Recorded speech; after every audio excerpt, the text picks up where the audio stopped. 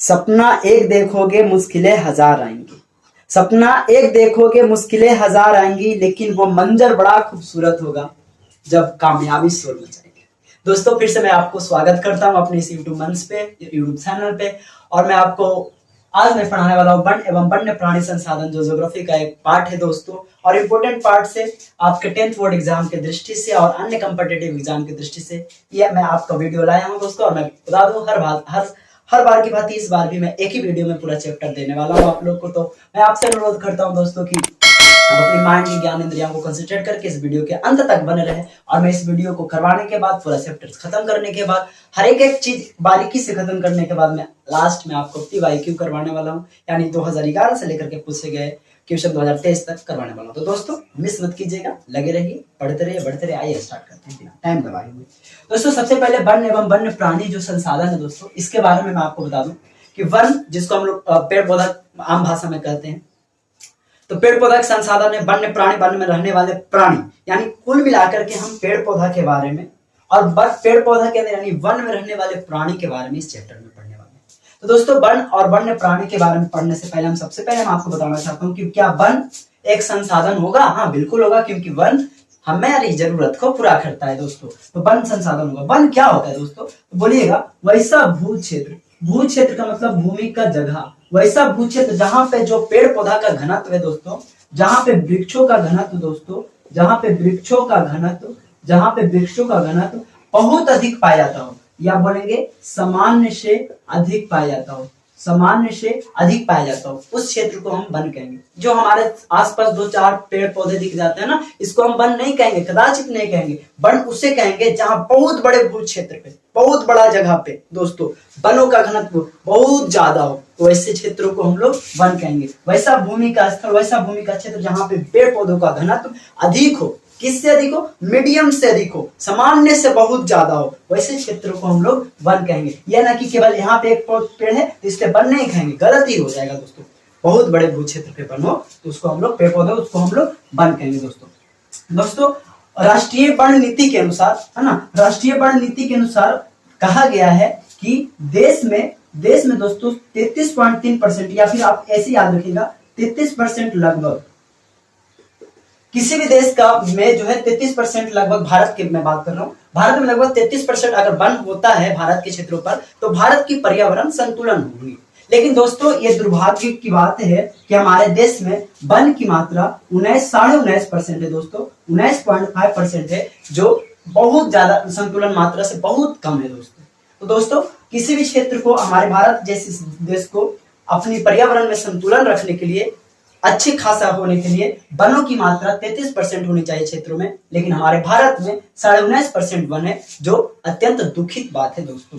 आगे की बात मैं बोलना चाहता हूँ दोस्तों। देखिए, वन को हम सामान्य रूप से दो भागों में बांटेंगे। एक प्राकृतिक वन, जो स्वतः उग जाते हैं, अपने अपने उग जाते हैं, उसे हम लोग प्राकृतिक वन कहेंगे। और एक मानवीय वन, जो मानवों के द्वारा लगाए जाते हैं दोस्तों, जो मानवों के द्वारा लगाए जाएंगे उसको हम लोग मानवीय वन कहेंगे। और जो स्वतः अपने आप उग जाते हैं ना, वैसे वनों को हम लोग प्राकृतिक वन कहेंगे। मुख्य रूप से दो भाग में। लेकिन अगर हम आपसे बोले कि वृक्षों के घनत्व के आधार पर, घनत्व का मतलब कहाँ पे ज्यादा वृक्ष है, कहाँ पे कम, तो वृक्षों के घनत्व के आधार पर दोस्तों हम लोग वनों को 5 भागों में बांटते हैं। वृक्षों के घनत्व के आधार पर पेड़ पौधे कितने होते हैं, वन कितने होते हैं? 5 होते हैं दोस्तों। पहला का नाम है अत्यंत सघन वन, दूसरा का नाम है सघन वन, तीसरा का नाम खुले वन, चौथा का नाम झाड़ियां वन, और 5वां का नाम है दोस्तों मैंग्रोव वन। याद रखिएगा दोस्तों, सब में एक ही बात बोलिएगा, अत्यंत सघन वन कुल भौगोलिक क्षेत्र का 70% से अधिक है। अत्यंत सघन वन, अत्यंत सघन वन में बोलिएगा कुल भौगोलिक क्षेत्र का 70% से अधिक पाया जाता है अत्यंत सघन वन, यानी कि जहां पे पेड़ पौधा की मात्रा बहुत ज्यादा हो, वैसे वन क्षेत्र को हम लोग अत्यंत सघन वन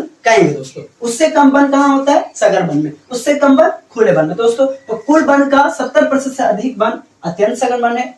40 से 70% वृक्षों का घनत्व कहाँ है? सघन वन में। 10 से 40% खुले वन में, और दोस्तों 10% से कम झाड़ियां वन में, और 5% से कम मैंग्रोव वन। याद रखिएगा, प्रश्न पूछा गया दोस्तों कि मैंग्रोव वन, इसको हम लोग तटीय वन भी कहते हैं। तट के किनारे जो होता है ना पेड़ पौधा, समुद्र तट के किनारे, उसे हम लोग तटीय वन भी कहते हैं। मैंग्रोव वन को तटीय वन। और याद रखिएगा, पूछा गया कि तटीय वन का सबसे अधिक विस्तार कहाँ है? तो सुंदरबन में। कहाँ तटीय वन सबसे अधिक? मैंग्रोव वन कहाँ सबसे अधिक दोस्तों? सुंदरबन। सुंदरबन कहाँ है दोस्तों? वेस्ट बंगाल में है, पश्चिम बंगाल में। ये भी बात आपको ख्याल रखना है दोस्तों। आगे की बात बोलना चाहूँ तो प्रशासकीय दृष्टिकोण से दोस्तों प्रशासकीय दृष्टिकोण से, है ना दोस्तों, प्रशासकीय दृष्टिकोण से वनों को 3 भागों में बांटा गया है। आरक्षित वन, रक्षित वन, अवर्गीकृत वन। दोस्तों आरक्षित वन क्या होता है, रक्षित वन क्या होता है, अवर्गीकृत वन क्या होता है। आरक्षित वन दोस्तों जहां पर बाहरी हस्तक्षेप वर्जित हो, बाहरी हस्तक्षेप दोस्तों, बाहरी हस्तक्षेप वर्जित हो। दोस्तों इसका मतलब वो कि बाहर से कोई भी लोग इस वन के अंदर नहीं जा सकता बिना परमिशन के। आप जाकर के लकड़ी यहाँ से नहीं काट सकते, आप जाकर के यहाँ घूम टहल नहीं सकते। कौन सा वन में, आरक्षित वन में। इसमें बाहरी हस्तक्षेप वर्जित होता है। इसमें बाहरी हस्तक्षेप होता है लेकिन सीमित मात्रा में होता है, यानी बाहर से लोग अंदर जा सकते हैं लेकिन थोड़ी मात्रा में, रक्षित वन। और इसमें आजादी होती है दोस्तों, इसमें कोई पाबंदी नहीं होती है। आप अवर्गीकृत वन में जाकर के घूमिए, टहलिए, लकड़ी काटिए, आपका आजादी अवर्गीकृत वन में। तो प्रशासकीय दृष्टिकोण से 3 वन होता है, आरक्षित वन, रक्षित वन, अवर्गीकृत वन। आरक्षित वन जहां पे बाहरी हस्तक्षेप वर्जित है, बिल्कुल आप नहीं जा सकते। रक्षित वन जहां पे बाहरी हस्तक्षेप है लेकिन सीमित मात्रा में रोका जा सकता है। और अवर्गीकृत वन जहां पे जाने की आजादी है, आप वहां कोई नहीं रोक सकता है। याद रखिएगा दोस्तों, आरक्षित वन जो है दोस्तों कुल वन क्षेत्र का 54% पाया जाता है। आरक्षित वन कुल वन क्षेत्र का 54%। आरक्षित वन दोस्तों 29% है और अवर्गीकृत वन दोस्तों 17% है। याद रखिएगा, आरक्षित वन 54, रक्षित वन 29 और अवर्गीकृत वन 17%। इतनी बातें मैं आपको सिखाया दोस्तों, उम्मीद करता हूं इतनी बातें आपको समझ में आई होगी। आगे चलते हैं दोस्तों, अपन स्क्रीनशॉट ले सकते हैं अपन। और ये क्वेश्चन मैं करूंगा दोस्तों भी, इसको मैं अभी मिटाऊंगा नहीं।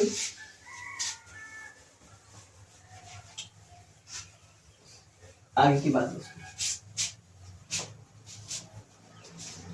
दोस्तों, उसके बाद में हम लोग सीखेंगे कि जो वन में जो है हमारा भारत जो है दोस्तों सबसे जो ज्यादा उत्पादन करने वाला जो राज्य है वन, मतलब कि जहां पे पेड़ पौधा अधिक मात्रा में, यानी बोलेंगे वनों का अधिक विस्तार किस राज्य में है, तो मध्य प्रदेश में। आपको याद रखना है वन सबसे अधिक कहां है, तो मध्य प्रदेश में। दूसरा में आपको याद रखना दोस्तों, अरुणाचल प्रदेश। कहां दोस्तों, अरुणाचल प्रदेश। तीसरा में आपको याद रखना दोस्तों, छत्तीसगढ़। याद रहेगा ना दोस्तों, तो सब ये आपको मध्य प्रदेश याद रखना। और याद रखिएगा रक्षित वन और आरक्षित वन जो था ना, यहाँ पे आरक्षित वन और रक्षित वन जो था, या फिर यहाँ पे अत्यंत सघन वन और सघन वन सबसे अधिक कहां पाया जाता है, तो मध्य प्रदेश में। यानी कुल मिलाकर के बात करें दोस्तों, तो सबसे अधिक वन का विस्तार, सबसे अधिक पेड़ पौधा कहां है, तो मध्य प्रदेश में है। दूसरा नंबर पे कौन आता है, अरुणाचल प्रदेश आता है। तीसरा नंबर पे कौन आता है, छत्तीसगढ़ आता है दोस्तों। और ये हमारा बिहार का भी बात याद रखिएगा। पूछेगा बिहार में वन की स्थिति क्या है, तो बिहार में वन दोस्तों लगभग 7% है। बिहार में वन कितना है, लगभग 7%। हमारे बिहार में अच्छा खासा वन नहीं है दोस्तों, बहुत कम है, 7% लगभग है। हमारे बिहार में जो 38 जिले हैं, 17 जिलों में जो है दोस्तों कुछ मात्रा में वन है, जैसे गया हो गया, जमुई हो गई, मुजफ्फरपुर हो गया, है ना, नवादा हो गया, नालंदा हो गया। इन कुछ जिलों में दोस्तों वन का विस्तार थोड़ा बहुत है, लेकिन बाकी जो जिले हैं ना, उनमें वनों के नाम पर दोस्तों झाड़ियां हैं, झरमुट है, इस तरह चीजें है। तो बिहार में आपको एक बात याद रखना है कि 7% क्षेत्र में ही वन का विस्तार है बिहार में। अगर क्षेत्र बोले दोस्तों तो 6764.14 किलोमीटर, 6764.14 किलोमीटर क्षेत्र में बिहार में वन है दोस्तों। जो कुल भौगोलिक क्षेत्र का कितना परसेंट है, 7% है। यह बात पूछा गया कि बिहार में कितना परसेंट वन पाया जाता है, 7% पाया जाता है। और सबसे अधिक वन कहां, मध्य प्रदेश में दोस्तों। आगे बात आई है दोस्तों, आगे सिखाता हूं आपको। आगे है दोस्तों कि वनों से क्या लाभ है, वनों से लाभ को लिखिए। वनों से क्या लाभ है दोस्तों, वनों से क्या लाभ है। सबसे पहले वनों को हम 2 भागों में बांट सकते हैं लाभ से। एक आर्थिक लाभ है, एक आर्थिक लाभ दोस्तों, और एक पर्यावरणीय लाभ। पर्यावरणीय लाभ दोस्तों, हम वनों से ऑक्सीजन लेते हैं, पहला लाभ। वनों से हम शुद्ध हवा लेते हैं, पहला लाभ। दूसरी दोस्तों कि वनों से हमारा पर्यावरण शुद्ध होता है, दूसरा लाभ। तीसरी दोस्तों कि आर्थिक लाभ में अगर हम देख पाए तो आर्थिक लाभ में बहुत लाभ है। जैसे हम वनों से लकड़ी को काटते हैं, वनों से जलावन के लकड़ियां काटते हैं, वनों से दोस्तों हम लोग ईंधन यानी जलावन की होगा। वनों से दोस्तों हम लोग इमारती लकड़ियां काटते हैं, वनों से दोस्तों हम लोग फर्नीचर के लिए, टेबल कुर्सी के बनाने के लिए वनों से प्राप्त करते हैं। और कई लाभ है दोस्तों वनों से हम लोग औषधि की प्राप्ति करते हैं। औषधि जो जड़ी बूटी होती है वो वनों से ही प्राप्त होती है। तो कई लाभ है वनों का, जो मैंने अभी बताया। पहली बात कि वनों से हम लोग श्वास लेते हैं, यानी वनों से हम लोग शुद्ध हवा की प्राप्ति करते हैं, वनों से हम लोग ईंधन यानी जलाने के लिए लकड़ियां लेते हैं, वनों से फर्नीचर के लिए लकड़ियां हम लोग पाते हैं, और वनों से दोस्तों औषधि की प्राप्ति होती है। और वन होगा तब वातावरण स्वच्छ होगा। तो वनों से कई लाभ है दोस्तों, आपने सीखा। उसके बाद दोस्तों वन विनाश। आज देख रहे हैं दोस्तों हमारे देश से, हमारे भूमि भूस्तर से वनों का विनाश हो रहा है, वन दिन प्रतिदिन घटते जा रही है। इसका क्या कारण दोस्तों? मैं सबसे पहले इसका बड़ा कारण जो मानूंगा वो जनसंख्या को मानूंगा दोस्तों। जिस तरह से जनसंख्या बढ़ रही है, जिस तरह से जनसंख्या बढ़ रही है दोस्तों, उसी तरह से पेड़ पौधा क्या हो रहा है, दिन प्रतिदिन घट रहा है। जनसंख्या की बढ़ती या वृद्धि, केवल लिख दो जनसंख्या की वृद्धि। जनसंख्या बढ़ रही है तो अन्य जो पीढ़ी है दोस्तों, और जो जहाँ पे खेत है, जहाँ पे पेड़ पौधा, उसको काट करके अपना घर बना रहा है। तो जनसंख्या वृद्धि का कारण है, जनसंख्या वृद्धि कारण है वन विनाश का, वन को घटाने का। दोस्तों दूसरा कारण हम लिख सकते हैं औद्योगिक क्षेत्र का विस्तार। औद्योगिक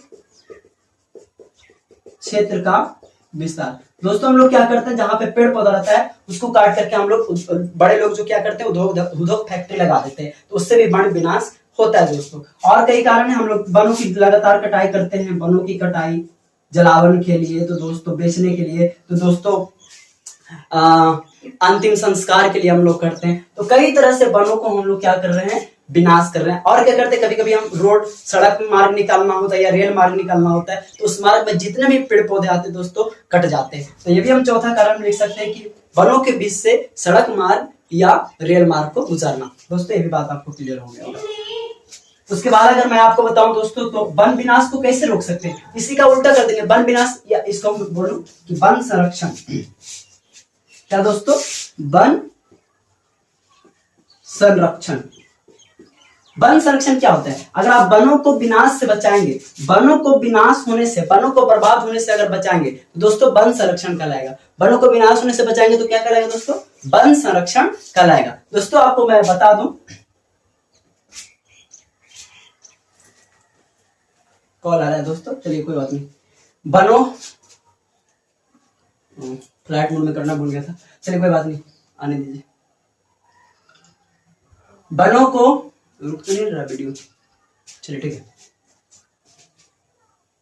चलिए, वन संरक्षण क्या है? वनों को विनाश से बचाना वन संरक्षण कहलाता है। अगर आप वनों को कटने से, बर्बाद होने से अगर आप बचा रहे हैं तो क्या है? वन संरक्षण। कैसे बचा सकते हैं वन संरक्षण को? दोस्तों सिंपल है, वनों को कटाई पर रोक लगा देंगे। सबसे पहले तो जनसंख्या पर रोक लगाएंगे दोस्तों, ये बहुत ही इंपॉर्टेंट चीज है, बहुत खतरनाक चीज है। जनसंख्या का बढ़ना बहुत डेंजर चीज है। यही वो चीज है दोस्तों, जनसंख्या का बढ़ना, जो क्या करता है दोस्तों? जनसंख्या का बढ़ना क्या करता है दोस्तों? जनसंख्या के बढ़ने से आज हमारे बिहार में, भारत में गरीबी दोस्तों, बेरोजगारी दोस्तों, और वन का विनाश दोस्तों, कृषि का विनाश दोस्तों, ये सब कारण कौन है? जनसंख्या है। इसलिए रोकिए, मत कहिए कि हम दो हमारे गिन दो, ये बोलिए कि हम दो हमारे दो। ये बात आप लोग ध्यान से सुनिए दोस्तों। चलिए ठीक है दोस्तों, आगे बढ़ते हैं। जनसंख्या कॉल आ रहा है, चलिए जाने दीजिए। जनसंख्या हो गया। वन संरक्षण को हम कैसे कर सकते हैं? वनों को रक्षा दोस्तों, वनों को रक्षा कर सकते हैं जनसंख्या को रोक करके, वनों की कटाई पर रोक लगा करके। दोस्तों वनों के बीच से सड़क मार्ग को नहीं गुजारेंगे, रेल मार्ग को नहीं गुजारेंगे। दोस्तों हम लोग क्या करेंगे, दिन प्रतिदिन क्या करेंगे दोस्तों? वन को लगाएंगे। क्या करेंगे? वन को लगाएंगे। वन जितना अधिक लगाएंगे दोस्तों, उतना वन संरक्षण होगा। तो ये भी बात आपको ख्याल रखना चाहिए दोस्तों। आगे की बात अगर मैं बताऊं दोस्तों, तो उसके बाद एक आंदोलन आता है दोस्तों, जिसका नाम है चिपको आंदोलन। क्या नाम है दोस्तों? चिपको आंदोलन। चिपको आंदोलन के बारे में सुनिए दोस्तों। चिपको आंदोलन क्या है? तो चिपको आंदोलन दोस्तों एक पर्यावरण से संबंधित आंदोलन है, क्योंकि ये पेड़ पौधों को बचाने के लिए था। तो बोलेंगे पर्यावरण क्या होता है? पर्यावरण जिससे हम चारों दिशाओं से घिरे होते हैं, जैसे जल से हम चारों दिशाओं से घिरे हुए, जैसे पेड़ पौधा हमारे चारों तरफ है, तो पेड़ पौधा भी पर्यावरण है, जल भी पर्यावरण है। हमारे चारों तरफ क्या है? हमारे चारों तरफ दोस्तों, हमारे चारों तरफ क्या है दोस्तों? हमारे चारों तरफ है हवा, तो हवा भी पर्यावरण है। तो पर्यावरण से संबंधित आंदोलन कौन है? चिपको आंदोलन दोस्तों। चिपको आंदोलन पर्यावरण से संबंधित आंदोलन है। तो आगे मैं बोलना चाहूंगा दोस्तों, चिपको आंदोलन पर्यावरण से संबंधित आंदोलन है। उसके बाद दोस्तों आपको ख्याल रखना है कि चिपको आंदोलन दोस्तों आपका उत्तर प्रदेश के, अब वो क्षेत्र उत्तराखंड में आ गया, तो उत्तराखंड भी आपको ध्यान देगा, तो याद रखिएगा दोस्तों, उत्तराखंड, उत्तर प्रदेश के टेहरी गढ़वाल इलाका है दोस्तों। उत्तर प्रदेश के टेहरी गढ़वाल इलाके में चिपको आंदोलन हुआ था। करने वाला का नाम क्या है दोस्तों? नेतृत्व कौन किया था? नेतृत्व करने वाला का नाम है सुंदर लाल बहुगुणा। सुंदर लाल बहुगुणा के द्वारा चिपको आंदोलन किया गया था। पूछा गया प्रश्न है दोस्तों कि चिपको आंदोलन का नेतृत्व किसने किया है? सुंदर लाल बहुगुणा ने। यह भी बात आपको ख्याल रखना है कि यह 1970 के दशक में हुआ था दोस्तों। फुल डेट अगर बोले तो 1972 और 1970 के दशक आप लोग ब्रैकेट में लिख दीजिएगा दोस्तों। 1970 के दशक हुआ क्या था दोस्तों इसमें कि वहां के जो लोग थे वन विभाग से खेती बाड़ी के लिए औजार बनाने के लिए, कुदाल के लिए औजार बनाना है, बेट होता है ना बेट, उसको औजार बनाने के लिए कुछ लकड़ियां काटने की अनुमति मांगी वहां के गांव वाले वन विभाग से। वन विभाग क्या किया कि गांव वालों को अनुमति नहीं दिया और खेल सामग्री बनाने वाला जैसे क्रिकेट उर्केट का विकेट उकेट होता है ना बैट, उन लोग को दे दिया। तो गांव वाले नाराज हो गया और उन लोग को दे दिया ठेकेदार को। तो ठेकेदार वहां गया था, लकड़ी को काट करके पेड़ को काट करके ले जाता था। तो यहाँ के गांव वाले क्या करते थे? पेड़ को बचाने के लिए उसमें उसको अपने आगोश में लेकर के उससे चिपक जाते थे। चिपक करके पेड़ पौधों को बचाने की प्रक्रिया जो था दोस्तों, इसलिए इस प्रक्रिया से ही इसका नाम चिपको आंदोलन रख गया दोस्तों। ठीक ना, बात याद रखिए, कहानी चिपको आंदोलन से बात क्या है याद रखना। सबसे पहला बात क्या पर्यावरण से संबंधित आंदोलन है। उत्तर प्रदेश के या उत्तराखंड अब क्षेत्र चल गया। उत्तर प्रदेश के टेहरी गढ़वाल इलाके में हुई थी। कौन किया था? सुंदरलाल बहुगुणा ने। कब किया था? 1972 में। दशक पूछे तो 1970 के दशक दोस्तों। इतनी बात आपको ख्याल रखना है। आगे की बात दोस्तों मैं करना चाहूंगा। आगे का और एक है कि कैंसर रोग के उपचार में वन का क्या योगदान है? कैंसर रोग के उपचार में वन का क्या योगदान है दोस्तों? एक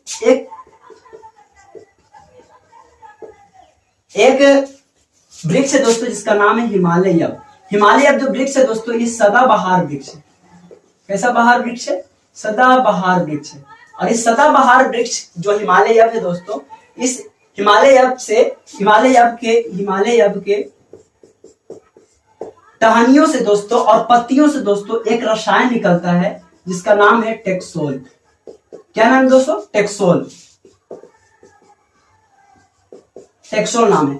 याद रखिएगा दोस्तों, कैंसर रोग के उपचार में वन का क्या भूमिका है, वन किस प्रकार से कैंसर रोग को उपचार करता है, कैंसर रोग को ठीक करता है। तो याद रखिएगा, एक पेड़ है हिमालय जो सदाबहार वृक्ष के प्रजाति का पेड़ है हिमालय। इसी के हिमालय के टहनियों और पत्तियों और जड़ों से ही दोस्तों टेक्सोल नामक एक रसायन निकलता है। कौन सा रसायन? टेक्सोल केमिकल निकलता है। इसी का उपयोग किया जाता है कैंसर रोग को ठीक करने में। याद रखिएगा, पूछा जाएगा कैंसर रोग को ठीक करने में किसका उपयोग किया जाता है? टेक्सोल नामक रसायन का। कहां से निकलता है? हिमालय क्या है? सदाबहार वृक्ष का एक प्रजाति है दोस्तों। हिमालय जो हमारे भारत में दोस्तों सबसे अधिक दोस्तों हिमाचल प्रदेश और अरुणाचल प्रदेश में पाया जाता है। हिमाचल प्रदेश और अरुणाचल प्रदेश में पाया जाता है। इसकी अधिक खतरा से दोस्तों आज हमारे भारत में हिमालय पेड़ की खतरा हो रहा है क्योंकि इसका लोग अधिक उपयोग कर रहे हैं। ये बात आपको ख्याल रखना है। आगे आइए दोस्तों, आगे की बात करना चाहते हैं। उसके बाद है दोस्तों वन्य प्राणी यानी वन में रहने वाले प्राणी। वन्य प्राणी का भी ह्रास हो रहा है दोस्तों। वन्य प्राणी भी हमारे दिन प्रतिदिन घटते जा रहे हैं। आप लोग देख रहे होंगे अब मैना कौवा अब जो नहीं मिलते हैं, कई पक्षी लुप्त हो गए, कई जानवर लुप्त हो गए। इसका क्या रीजन है? तो मैं बता रहा हूँ, वन्य प्राणी का कारण, वन्य प्राणी ह्रास होने के कारण, कमी होने का कारण क्या है दोस्तों? कमी होने का कारण क्या है? तो कारण है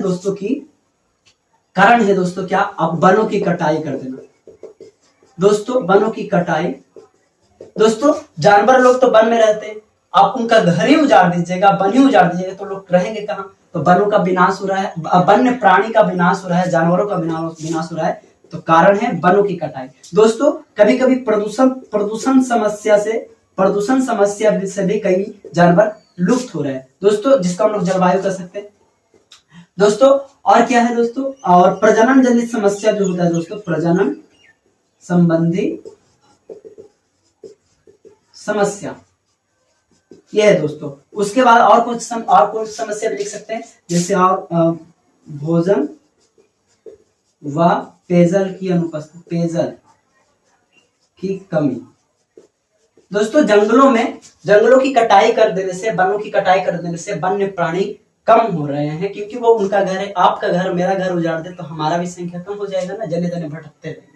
तो वन्य प्राणी का घर वन होता है दोस्तों, वनों को काट देंगे तो वन्य प्राणी की कमी हो जाएगी। प्रदूषण समस्या से जंगलों में कभी कभी रगड़ से धुआं आग लग जाती है, तो धुआं के कारण प्रदूषण हो जाता है, और कई कारणों से प्रदूषण होता है दोस्तों। तो प्रदूषण समस्या से भी वन्य प्राणी कम रहे धीरे धीरे। और जब और जब प्रजनन जनित समस्या होती है दोस्तों जानवरों में, तो जो ठीक नहीं हो पाते, क्योंकि वहां कोई कुशल डॉक्टर नहीं होते, डॉक्टर तो नहीं होते। डॉक्टर होने के बाद भी मनुष्य में जो प्रजनन क्षमता प्रजनन जो संबंधित बीमारियां होती है दोस्तों, जब मनुष्य डेथ हो सकते हैं डॉक्टर होने के बाद भी, तो ये तो जानवर है, ये बेचारे बिना डॉक्टर के ही रहते हैं। तो अगर प्रजनन संबंधी समस्या हो रही है फीमेल वाले जानवर को, तो वो अपने दम तोड़ देते हैं दोस्तों। और भोजन व पेयजल की कमी होने के चलते क्या होती है, वन्य प्राणी का ह्रास हो रही है। इसको हम वन्य प्राणी को ह्रास रोकने के लिए कैसे बचाएंगे दोस्तों?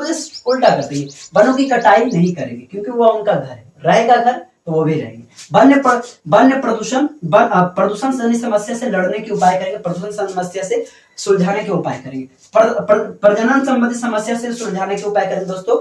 प्रजनन केंद्र खोल करके जानवरों की इलाज करेंगे, तो क्या होगा, वन्य प्राणी का ह्रास बच सकता है। भोजन और पेयजल कहीं कहीं गड्ढा खोद करके पेयजल की व्यवस्था करेंगे, भोजन की व्यवस्था करेंगे, तो वन्य प्राणी का ह्रास यानी कमी नहीं होगा दोस्तों। ये भी बात आपको क्लियर हो गया दोस्तों। एक चीज और दोस्तों, एक बुक है जिसका नाम है red data book, red data book भी कहते हैं कभी कभी इसको।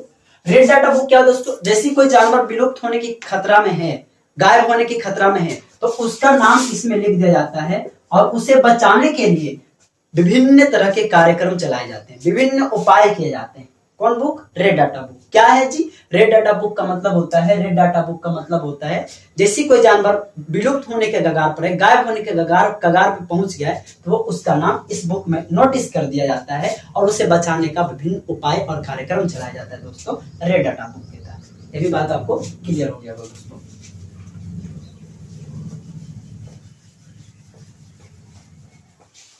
आइए दोस्तों आगे की बात करते हैं।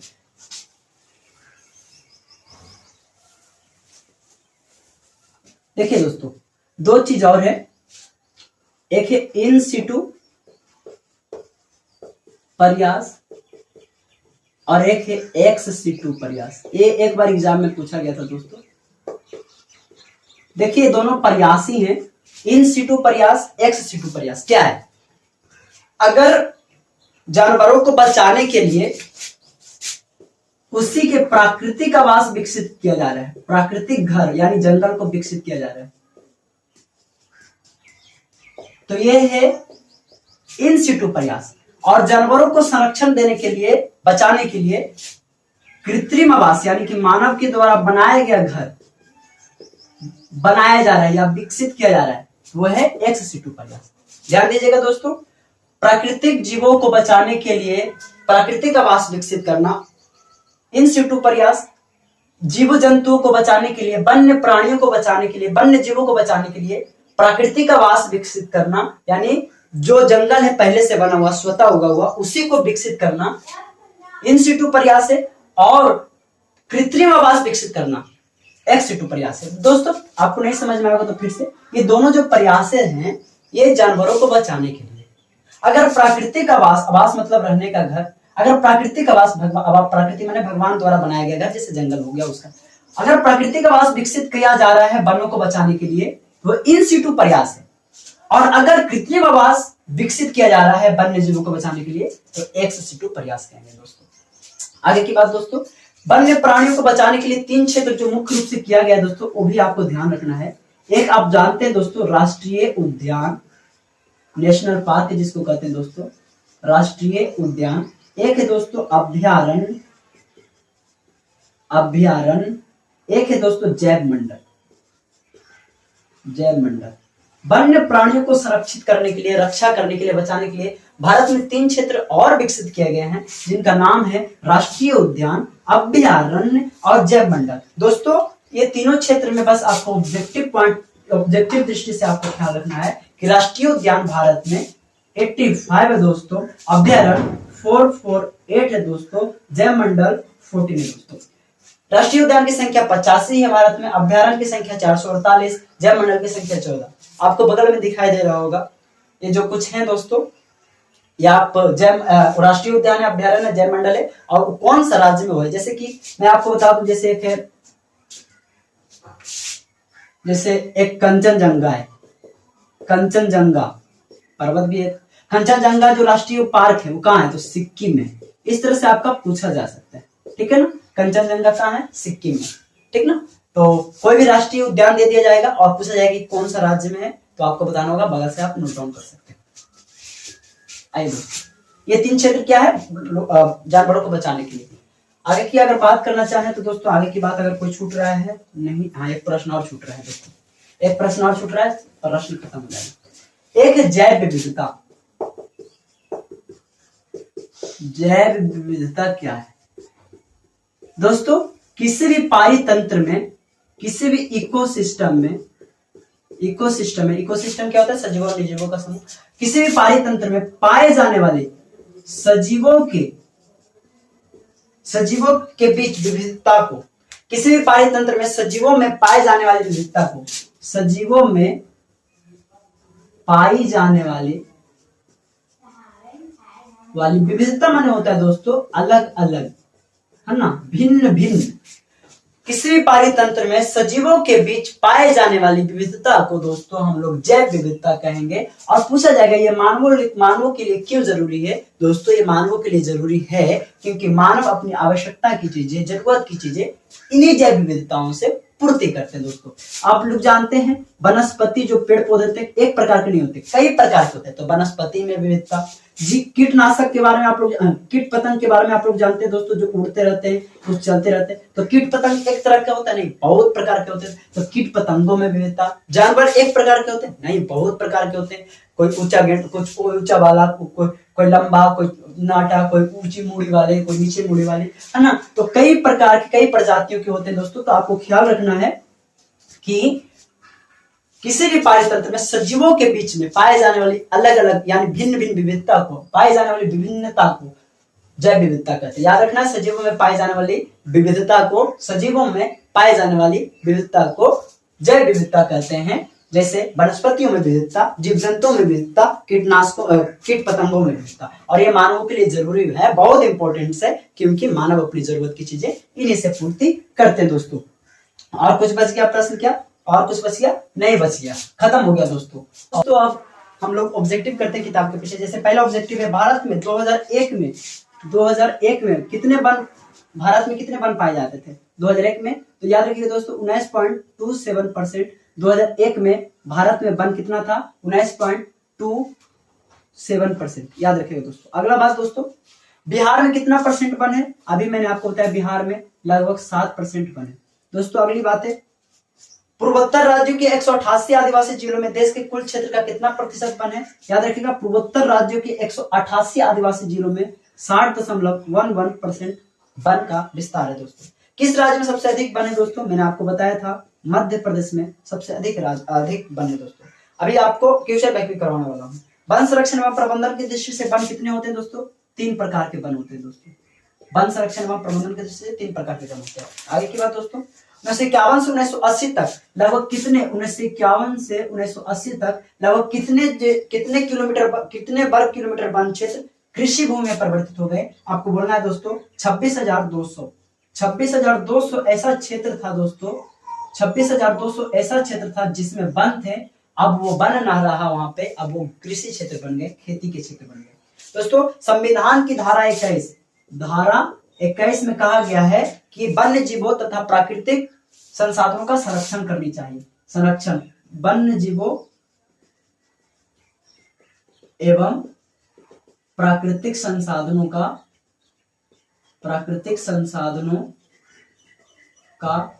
संरक्षण। ये बात कहां लिखा है, संविधान की धारा 21 में दोस्तों। एक एनजीओ वानिकी रिपोर्ट के अनुसार 1948 में, एक एनजीओ वानिकी रिपोर्ट के अनुसार 1948 में कौन सा कन्वेंशन चला था। ऐसा ही दूसरा प्रश्न, एक एनजीओ वानिकी रिपोर्ट के अनुसार 1948 में विश्व में कितने हेक्टेयर भूमि पर वन का विस्तार था। बोलेगा 4 हेक्टेयर।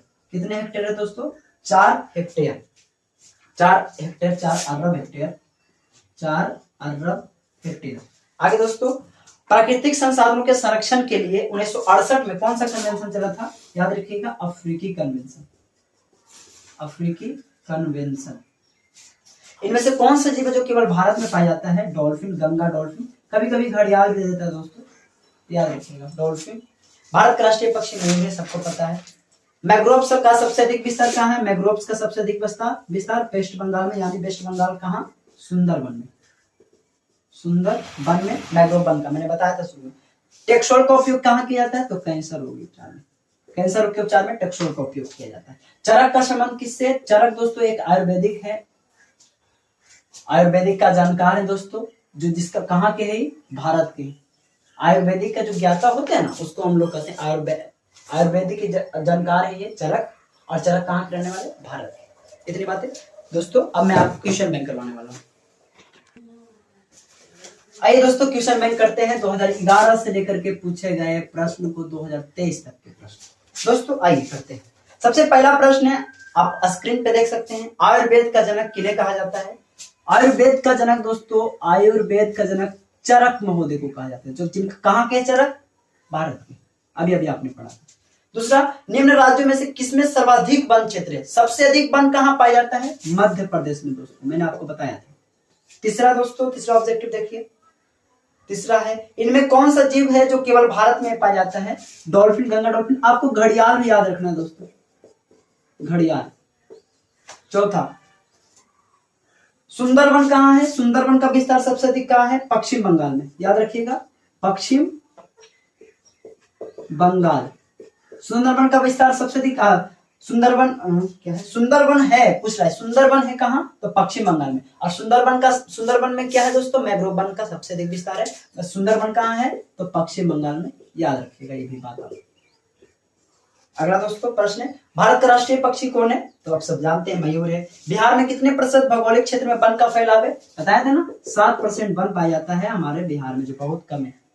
और बिहार में कितने हो गया? संविधान की धारा 21 का संबंध क्या? अभी मैंने बताया था, वन्य जीव के संरक्षण और प्राकृतिक संसाधनों के संरक्षण के लिए, है ना। वन्य जीवों को भी रक्षा करना और प्राकृतिक संसाधनों को भी रक्षा करना, ये बात लिखा गया है संविधान की धारा 21 के तहत, यानी धारा 21 के तहत ही बात लिखा गया दोस्तों। आगे की बात सुनिए दोस्तों, आगे की बात।